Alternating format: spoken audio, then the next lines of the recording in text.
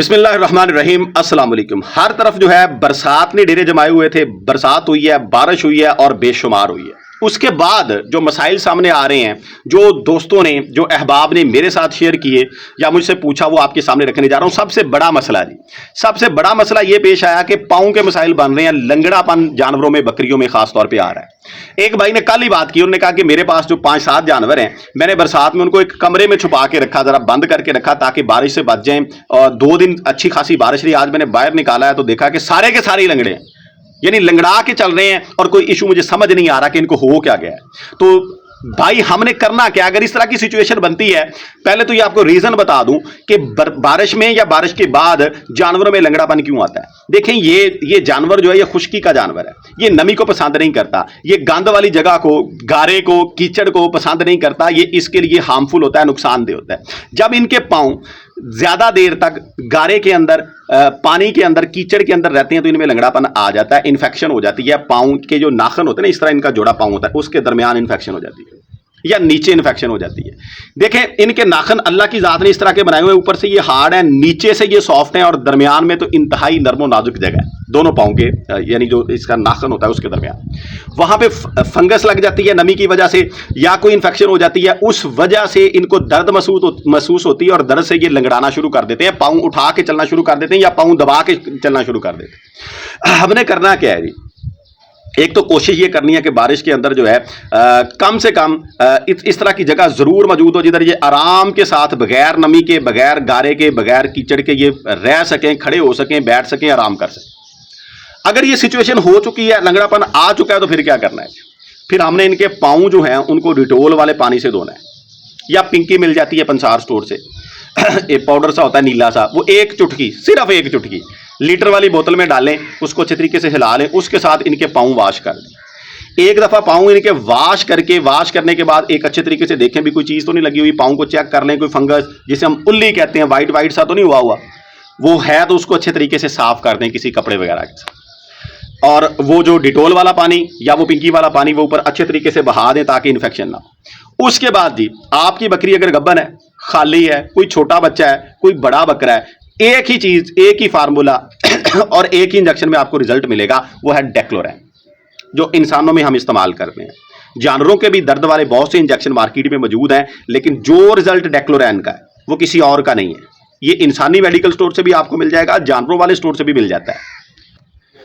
आप जी डेक्लोरैन का एक अम्प्यूल बड़ी बकरी को, जो 3 ml होता है, वो आप एक अम्प्यूल जो डेक्लोरैन का है वो जानवर को लगा दें, इंशाल्लाह ताला चंद घंटों में, 2 से 3 घंटों में वो जो लंगड़ापन था वो या तो खत्म हो जाएगा या बिल्कुल थोड़ा रह जाएगा। अगर थोड़ा रह जाता है तो आप 12 घंटे के बाद दोबारा रिपीट कर दें, इंशाल्लाह ताला जानवर आपके बेहतर हो जाए। बड़ी बकरी को आपने ये इतना लगाना है, अगर जानवर आपका छोटा है उसको 2 ml लगा दें, 6 माह का है, 7 माह का है, छोटा बच्चा है जी, 2.5-3 महीने का है, आप उसको 1 से 1.5 ml लगा दें, यही आप उसको लगाएं, इसका बड़ा बेहतरीन किस्म का रिजल्ट है। अब आते हैं उस बंदे की तरफ जो इंजेक्शन लगाने से डरता है या इंजेक्शन नहीं लगा सकता, वो क्या करे? एक तो आप अजवाइन का काढ़ा बना के दे दें, दूसरा आप जो पेन किलर टेबलेट्स हम इस्तेमाल करते हैं, कोई भी पेन किलर जो इंसानों के अंदर इस्तेमाल होती है, वो बड़ी बकरी के लिए 2 से 3 टेबलेट लें, गोलियां लें, उनको पानी के अंदर हल करें, हल करके किसी भी तरीके से अपने उस जानवर को पिला दें।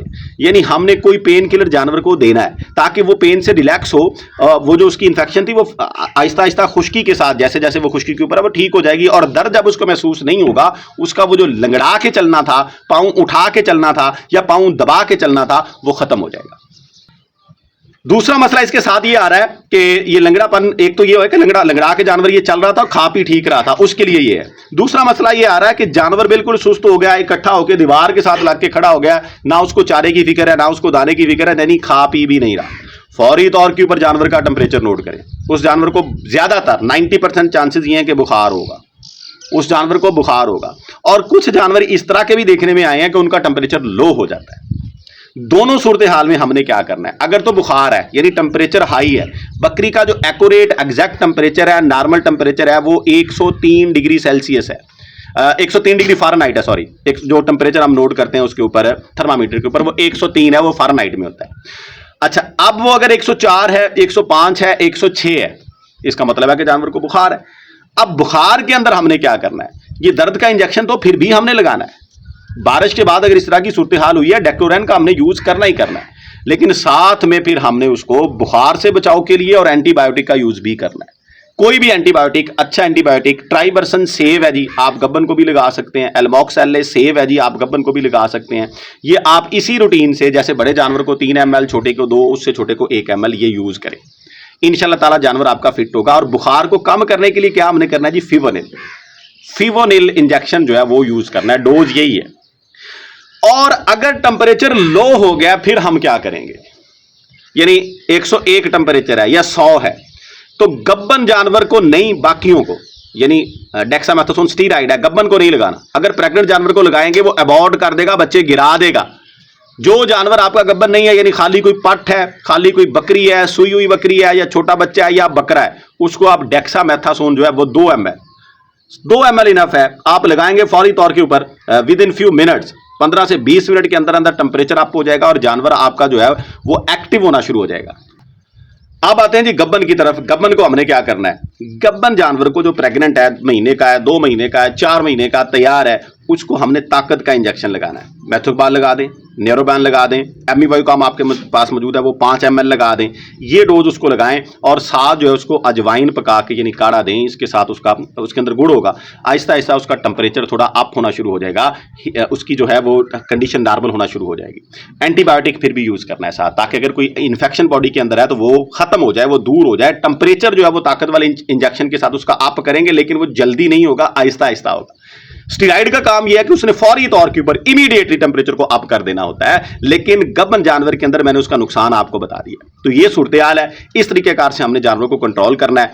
जानवरों की खुराक भी, अगर हम बारिश के दिन है ना, तो थोड़ी सी खुराक को इंप्रूव कर देना चाहिए, बेहतर कर देना चाहिए, अच्छा कर देना चाहिए, ताकि जानवर जो है वो फिट रहे। देखें, भूख जहां पे होती है ना, जिधर भूख रह गई, जानवर को पूरा चारा ना मिला, पूरा दाना ना मिला, उसकी जो रिक्वायरमेंट थी वो पूरी ना हुई, और ऊपर से मौसम जो है वो अचानक इस तरह का, देखें अच्छा भला मौसम था, बरसात शुरू हुई, जानवर के लिए हमें तो पता होता है कि हम देख लेते हैं जी, गूगल कर लें जी, वेदर किसी ऐप से अपडेट ले लें जी, इस टाइम ये हो जाएगा, जानवर को तो नहीं पता।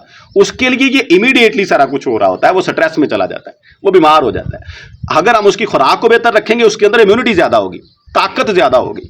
वो जानवर जिसकी खुराक अच्छी है, जिसकी सेहत अच्छी है, सेहतमंद है, मोटा ताजा है, वो बनिस्बत उसके जो कमजोर जानवर है जिसकी खुराक अच्छी नहीं है, वो ज्यादा सर्वाइव कर जाता है, वो ज्यादा मुकाबला कर लेता है, वो स्ट्रेस में नहीं जाता, वो बीमार कम होता है। इसलिए इस तरह के दिनों में, जब सर्दी की शिद्दत हो, जब बरसात हो, बारिश हो, जानवरों की खुराक रूटीन से हटके थोड़ी सी बेहतर कर देनी चाहिए, ताकि ये हमारे कीमती जानवर जिनके ऊपर हम साल से मेहनत कर रहे हैं, ये बीमारियों से बच सके।